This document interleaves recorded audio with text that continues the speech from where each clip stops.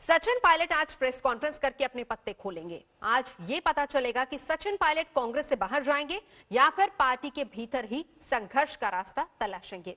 वैसे बीजेपी कह रही है कि सचिन के लिए उनके दरवाजे खुले हैं। आज वसुंधरा राजे भी जयपुर पहुंच रही हैं।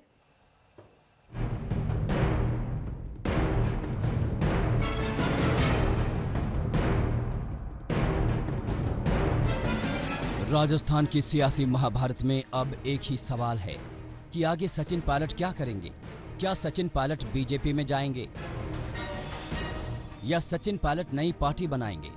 क्या ऐसा भी हो सकता है कि सचिन पायलट कांग्रेस में ही रहकर अपने हक की लड़ाई लड़ें?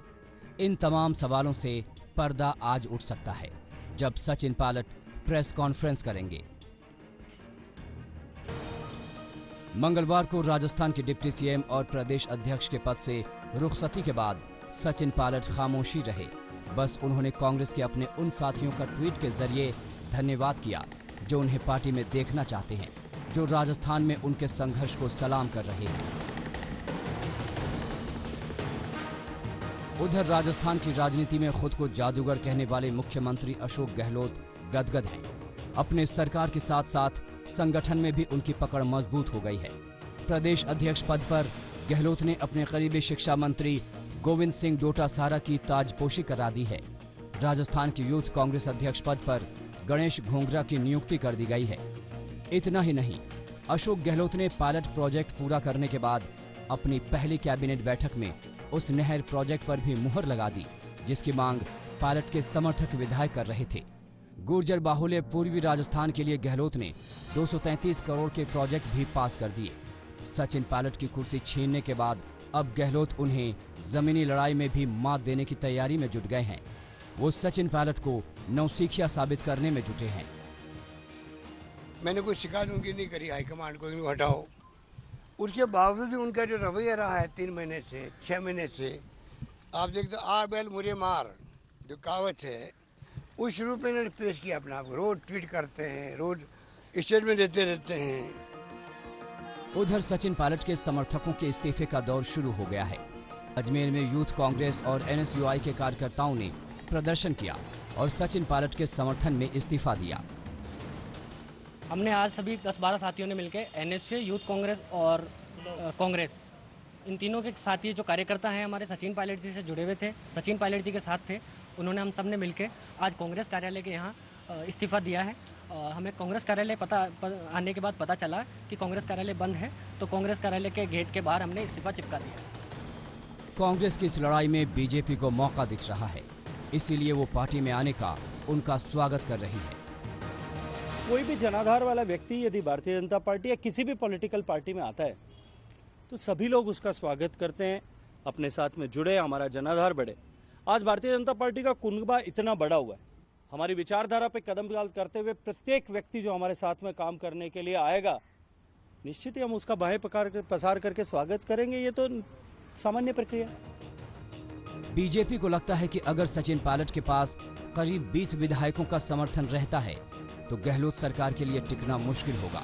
बीजेपी का कहना है कि अगर सचिन पायलट को पार्टी की विचारधारा पसंद है तो उनके लिए दरवाजे खुले हैं। इस तरीके का घटनाक्रम हुआ है, 2.25 साल तक तो अराजकता का, भ्रष्टाचार का, बेरोजगारी का, जातिवाद का, ये सारा हमने दंश झेला है। लेकिन मुझे लगता है कि अब अशोक गहलोत सरकार की उल्टी गिनती शुरू हो गई। ये सरकार जितनी जल्दी चली जाए तभी राजस्थान का भला हो पाएगा। अगर सचिन पायलट बीजेपी में जाते हैं तो उन्हें वसुंधरा राजे के साथ काम करना होगा। आज वसुंधरा राजे भी धौलपुर से जयपुर पहुंचने वाली हैं। दिल्ली से अशोक सिंघल के साथ शरद, जयपुर आज तक। वैसे सचिन पायलट ने हालांकि बीजेपी में जाने की बात से फिलहाल इनकार ही किया है, लेकिन बीजेपी नेता पायलट और उनके समर्थक विधायकों के लिए दरवाजे खुले रखे हुए हैं। अब सवाल यही है कि क्या सचिन पायलट देर सवेर बीजेपी का रुख कर सकते हैं? अगर सचिन पायलट बीजेपी में आते हैं तो वहां भी सियासी समीकरण बदलेंगे।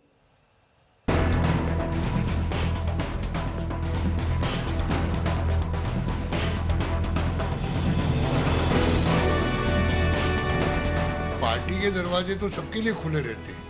अगर वो पार्टी की विचारधारा को पसंद होकर के आते हैं तो दरवाजे सबके खुले रहते हैं। और दरवाजे खुले नहीं होते तो पार्टी दुनिया की सबसे बड़ी पार्टी थोड़ी बनती। गहलोत सरकार के लिए चुनौती बने उनके ही डिप्टी सचिन पायलट पर बीजेपी का प्यार उमड़ रहा है। स्वागत के लिए बीजेपी तैयार भी है। सचिन के सामने भी जो विकल्प है उनमें से एक बीजेपी का दामन थामना भी है। लेकिन अगर ऐसा हुआ तो क्या बीजेपी में ये काम आराम से होगा? सियासी तौर पर ऐसा नहीं लगता। सचिन अगर बीजेपी में आते हैं तो वहां समीकरण बदलेंगे, तब एक तरह से बीजेपी की मुश्किल भी बढ़ेगी। बीजेपी के सामने सबसे बड़ी समस्या ये होगी कि गहलोत सरकार गिरने के हालात में बीजेपी का मुख्यमंत्री कौन होगा? वसुंधरा राजे सिंधिया या गजेंद्र सिंह शेखावत या फिर बीजेपी का कोई दूसरा दिग्गज? उधर खुद सचिन सीएम पद के लिए दावा ठोक रहे हैं। अब देखना ये होगा कि अशोक गहलोत की सरकार गिरती है तो बीजेपी किसके सिर पर सेहरा बांधती है। बीजेपी ने वसुंधरा राजे के अलावा किसी और के सिर पर सेहरा बांधा तो राज्य के करीब 50 समर्थक विधायक पार्टी के लिए बड़ी मुसीबत खड़ी कर सकते हैं। मतलब साफ है, बीजेपी में भी सिर फुटअव्वल हो सकती है। वसुंधरा कई मौकों पर केंद्रीय नेतृत्व को सीधी चुनौती दे चुकी हैं। 2008 की हार के बाद उन्होंने नेता विपक्ष के पद से हटने से इनकार कर दिया था। संसदीय बोर्ड का फैसला भी उन्होंने नहीं माना था। 2018 में चुनाव से पहले केंद्रीय नेतृत्व गजेंद्र सिंह शेखावत को प्रदेश की कमान सौंपना चाहता था, तब भी वसुंधरा राजे अड़ गई थी। हालांकि सचिन अगर बीजेपी में आते हैं तो ये बीजेपी के लिए कई तरह से फायदेमंद होगा। गुजर और मीणा जातियों में पार्टी की पैठ बढ़ेगी। सचिन समर्थक विधायकों में 12 गुजर और मीणा हैं। दोनों जातियों के लगभग 8-8% वोट बैंक है।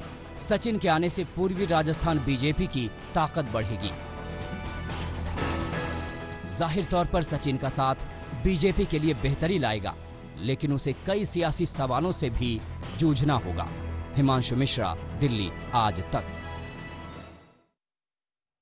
आगे बढ़ेंगे। भगवान राम को नेपाल से जुड़ा बताने के बाद नेपाली प्रधानमंत्री ओली अब भले ही अपने बयान पर लीपापोती कर रहे हों, लेकिन उनकी नीयत और एजेंडा साफ हो गया है और यही वजह है कि उनके खिलाफ भारत से लेकर नेपाल तक प्रदर्शनों की झड़ी लगी हुई है। खुद नेपाल के लोग कह रहे हैं कि ओली अपने सियासी नफे के लिए भारत नेपाल संबंधों में दरार पैदा कर रहे हैं।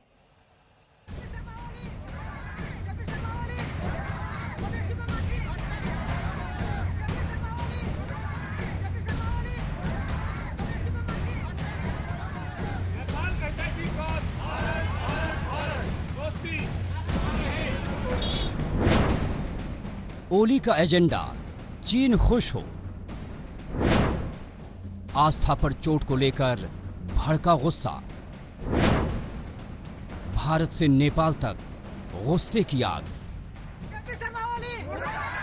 नेपाल में वहां के पीएम ओली के मुर्दाबाद के नारे लग रहे हैं। ओली का पुतला फूंका जा रहा है। नेपाल के जनकपुर में वहां के पीएम ओली के खिलाफ ये गुस्सा जायज भी है। आखिर चीन के इशारे पर ओली ने करोड़ों लोगों की आस्था पर बिना सोचे समझे चोट की है। खुद नेपाल की जनता भी समझ रही है कि सियासी फायदे और अपने आका चीन को खुश करने के लिए ओली ऐसी तथ्यहीन बातें कर रहे हैं। मुझे लगता है केपी शर्मा ओली जी मानसिक और शारीरिक दोनों रूप से बीमार हो चुके हैं। इनको उपचार करने के लिए जाना चाहिए। ये देश को प्रधानमंत्री पद से छोड़ करके अपने उपचार में जाए और मार्ग प्रशस्त करे। नेपाली मूल के दिल्ली में रह रहे लोगों को भी ओली की इस बेतुकी बात से किसी तरह का इत्तेफाक नहीं है। दिल्ली में नेपाली मूल के लोगों ने नेपाली दूतावास पर प्रदर्शन करके दो टूक कहा कि ओली भारत नेपाल के रिश्ते खराब कर रहे हैं, वो भी उस चीन के लिए जो नेपाल के साथ विश्वासघात करता रहा है। हम चाहते हैं कि नेपाल और भारत का संबंध जो पहले बना हुआ था वही आगे बना रहे और जो चाइना अभी जो अपने द्वारा जो उसको अलग करने की कोशिश कर रहा है वो ना हो। दिल्ली में नेपाल मूल के लोगों ने छतरपुर में भी मानव श्रृंखला बनाकर प्रदर्शन किया और अपने पीएम के खिलाफ जमकर नारेबाजी की। लोगों ने कहा कि ओली अपनी कुर्सी बचाने के लिए इस तरह की हरकतों और बयानबाजी से बाज आएं। नेपाल की सीमा से सटे बिहार के कई जिलों में भी ओली की तथ्य और आधारहीन बात को लेकर गुस्सा दिखा। माता सीता की प्राकट्य स्थली सीतामढ़ी में संतों ने ओली के बयान को लेकर कड़ा ऐतराज जताया और माफी की मांग की। वो तो चीन का खा रहा है घूस है, उसके डर के मारे बोल रहा है। उसको पता ही नहीं। ये मिथिला वाले ये जो कहाँ है, और हम जनकपुर है, मिथिला क्या है? जनक जी का राज था ये सब। कितना इसे जो है कोई माफ नहीं कर सकता है। जैसे उधर उठा रहे हैं कि ऐसे है वैसे है। जानकी जन्मभूमि सीतामढ़ी पुनौरा धाम है। अयोध्या जी में श्री राम जी का जन्मभूमि है। भारत सरकार भी इसे माफ नहीं करेंगे, हिंदू समाज भी इसे बर्दाश्त नहीं करेंगे। वो अपना बयान वापस लें। ओली की हवाई बात पर वहां के विदेश मंत्रालय को सफाई भी देनी पड़ी है, लेकिन इतने से बात नहीं बनने वाली। खुद ओली को अपनी गलती का एहसास होना और उसको मानना अभी बाकी है। आज तक ब्यूरो। और इस बीच एक बड़ी खबर बता दें, प्रधानमंत्री मोदी 17 जुलाई को संयुक्त राष्ट्र में वर्चुअल संबोधन करेंगे। संयुक्त राष्ट्र की 75वीं सालगिरह पर प्रधानमंत्री का ये संबोधन होगा। सुरक्षा परिषद में भारत की जीत के बाद प्रधानमंत्री का ये पहला संबोधन होगा और संयुक्त राष्ट्र में भारत के स्थायी प्रतिनिधि ने इसकी जानकारी दी है। यूएन में भारत का स्थायी प्रतिनिधित्व के बाद प्रधानमंत्री का ये पहला संबोधन। संयुक्त राष्ट्र में ये प्रधानमंत्री का संबोधन होगा। तारीख होगी 17 जुलाई, जब प्रधानमंत्री वर्चुअली संबोधित करेंगे। बात विकास दुबे की कर लेते हैं, जिसकी खौफनाक कहानी का एक और सच सामने आया है। विकास दुबे के गुर्गे की पत्नी का एक ऑडियो आज तक को मिला है, जिसमें वो विकास के रिश्तेदार से वारदात की रात बात कर रही थी।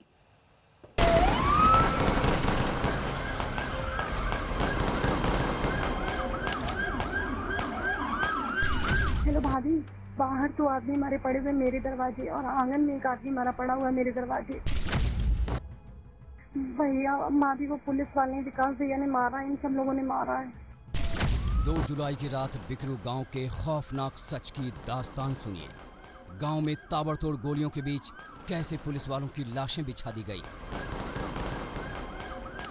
जो महिला फोन पर वारदात की कहानी बता रही है, वो विकास दुबे के खास गुर्गे और 50,000 के इनामी बदमाश शशिकांत की पत्नी की है। ये विकास दुबे के भाई की पत्नी से फोन पर बात कर रही है। बातचीत 2 और 3 जुलाई की रात करीब 1:30 बजे की है, जिस वक्त बिकरू गांव गोलियों की आवाज से गूंज रहा था।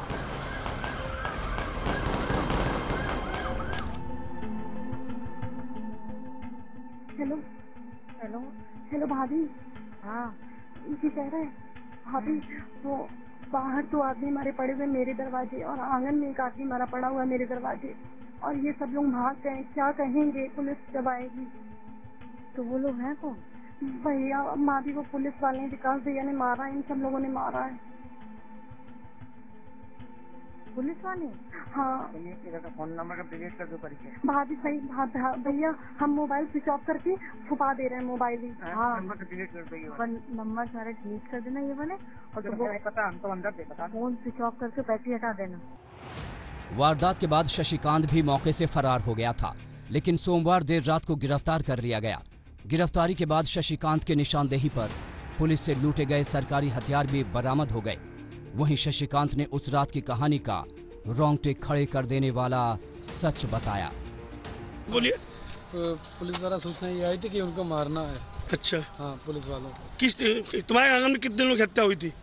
हमारे आंगन में 3 लोगों की। कौन कौन? आंगन में सीओ साहब। हाँ। और बाहर दरवाजे पे दरोगा, 2 दरोगा। अच्छा, तुम लोगों ने गेट क्यों नहीं खोला जब दरोगा जी वहाँ मदद मांग रहे थे?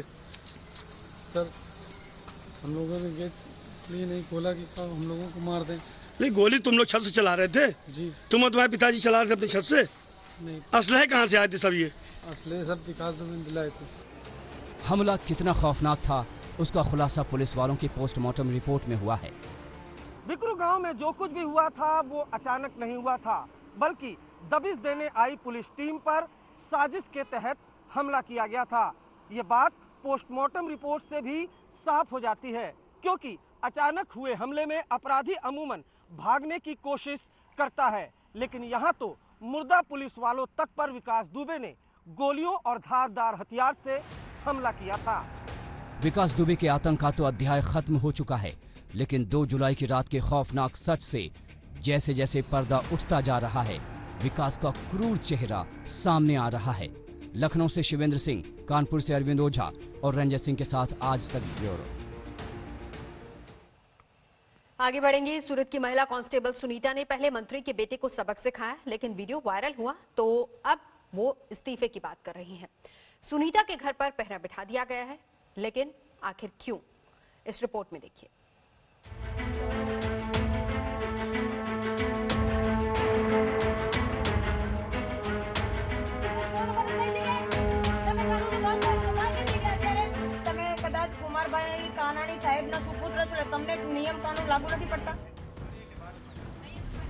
सूरत की ये महिला कांस्टेबल सोशल मीडिया से लेकर हर जगह छाई हुई है। सुनीता यादव ने गुजरात सरकार में स्वास्थ्य मंत्री कुमार कनानी के बेटे प्रकाश को कानून का जो पाठ पढ़ाया कि पूरे गुजरात में उसका हल्ला मचा है।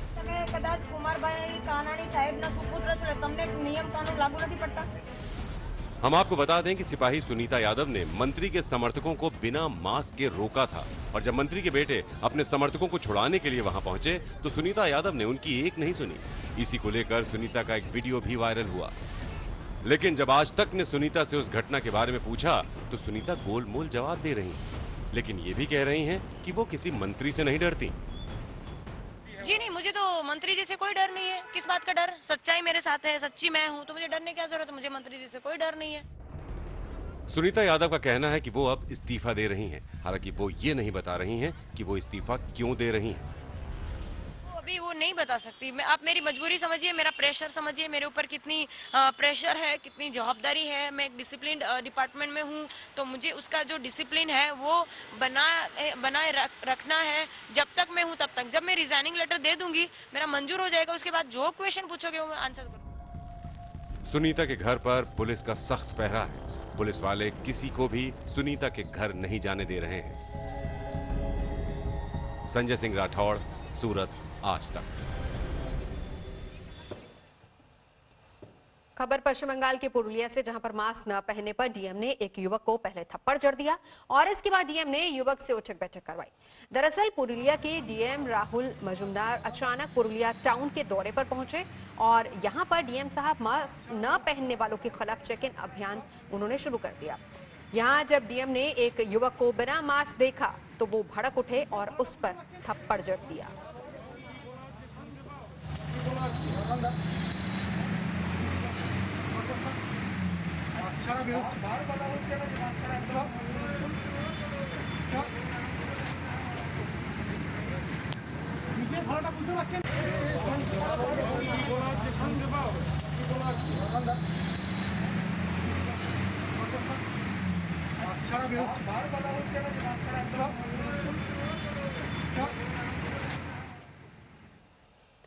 असम में बाढ़ कहर बरपा रही है। 25 से ज्यादा जिले बाढ़ की चपेट में है। 50 से ज्यादा लोगों की जान जा चुकी है। हालात बिगड़ने के बाद लगातार रेस्क्यू ऑपरेशन भी चलाया जा रहा है।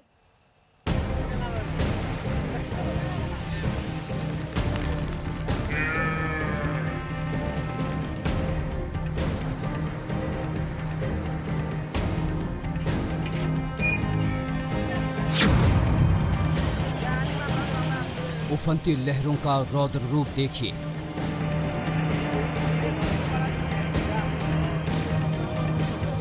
नदियों का पानी रिहायशी इलाकों में घुसा है।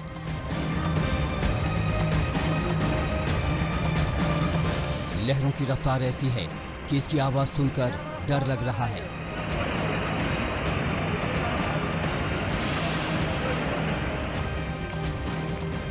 घरों में पानी भर चुका है।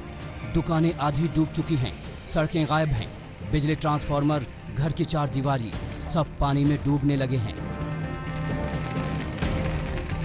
असम की ये तस्वीरें नलबाड़ी की हैं। बाढ़ के बीच बेबसी की ये तस्वीर देखिए। एक शख्स नाव के सहारे ही अपने घर में दाखिल हो पा रहा है। पानी इतना ज्यादा है कि तमाम कवायद बेकार हो गई है।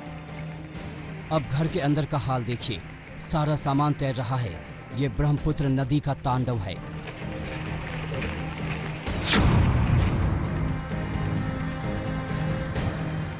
लगातार मिट्टी के कटान से पेड़ धराशायी हो रहे हैं तो सड़कों पर पानी ही पानी है और उस आफत में दौड़ रही हैं गाड़ियां।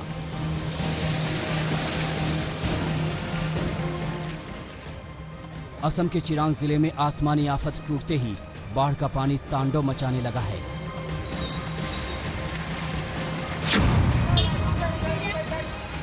अब बरपेटा की ये डरा देने वाली तस्वीर देखिए। जानिया इलाके में ये सड़क सैलाब का शिकार हो गई। इस संकट की वजह से सैकड़ों लोग फंस गए।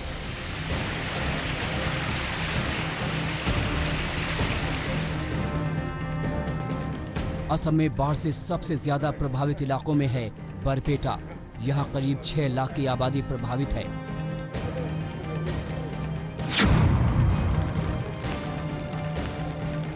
अब काजीरंगा नेशनल पार्क की ये तस्वीरें देखिए। जिधर नजर दौड़ाइए उधर पानी ही पानी। बाढ़ के इस पानी में नेशनल पार्क के जानवर बुरी तरह घिर गए हैं। जानकारी के मुताबिक काजीरंगा नेशनल पार्क का करीब 95% इलाका पानी में डूब चुका है। इसमें 50 से ज्यादा जानवरों की मौत भी हो चुकी है। असम के 25 से ज्यादा जिलों में सैलाब का संकट है। धीमाजी में करीब 1,20,000 लोग, गोलाघाट में 1,15,000, डरांग में भी 1,15,000, बुगई गांव में करीब 1 लाख और नलबाड़ी में करीब 90,000 लोग प्रभावित हो चुके हैं। पूर्वोत्तर भारत के विभिन्न राज्यों में बाढ़ की स्थिति बद से बदतर होती चली जा रही है। असम में 26 से अधिक जिले प्रभावित हैं, 50 से अधिक लोगों की मौत हो चुकी है और काजीरंगा नेशनल पार्क 90% इस समय जलमग्न है। उत्तर बंगाल में जगह जगह भूस्खलन हो रहा है। कूच बिहार में नदी का जल स्तर इतना बढ़ गया है कि आसपास के कई गांव उसकी चपेट में आ गए हैं। ब्रह्मपुत्र और अन्य सहायक नदियों ने ऐसा तांडव मचाया है कि असम के 2,800 से ज्यादा गांवों में पानी ही पानी दिख रहा है। करीब 1.25 लाख हेक्टेयर खेत बाढ़ के पानी में डूब चुके हैं। अब तक 170 से ज्यादा तटबंध को असर पड़ा है।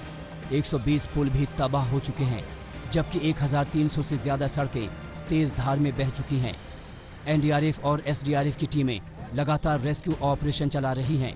अब तक करीब 60,000 लोगों को सुरक्षित जगहों पर पहुंचाया जा चुका है। जुलाई में ही असम का ये हाल है। आशंका जताई जा रही है कि बाढ़ का खतरा अभी और बढ़ेगा। कोलकाता से मनोज गलोईवाल और चिरांग से विकास शर्मा के साथ हेमंत नाथ, गुवाहाटी आज तक। और अब हम आपको दिखाते हैं तस्वीर इजिप्ट की, जहां की तेल पाइपलाइन में भीषण आग लगी हुई है। इजिप्ट के शुखैर मोसरॉड क्रूड ऑयल पाइपलाइन में आग लग गई और आग इतनी भीषण है कि धुएं के गुब्बार से अंदाजा लगाया जा सकता है। 17 लोग इसमें झुलस चुके हैं। सोशल मीडिया पर ये तस्वीरें वायरल हो रही हैं। पाइपलाइन के पास खड़ी कारें किस तरीके से धू-धू कर जलती नजर आ रही हैं। धुएं का काला गुब्बार भी उठता नजर आ रहा है। मिस्र की राजधानी काहिरा के बाहरी इलाकों के हाईवे से ये तेल पाइपलाइन गुजरती है और इस वजह से हाईवे पर खड़ी कारें आग की चपेट में आ गई।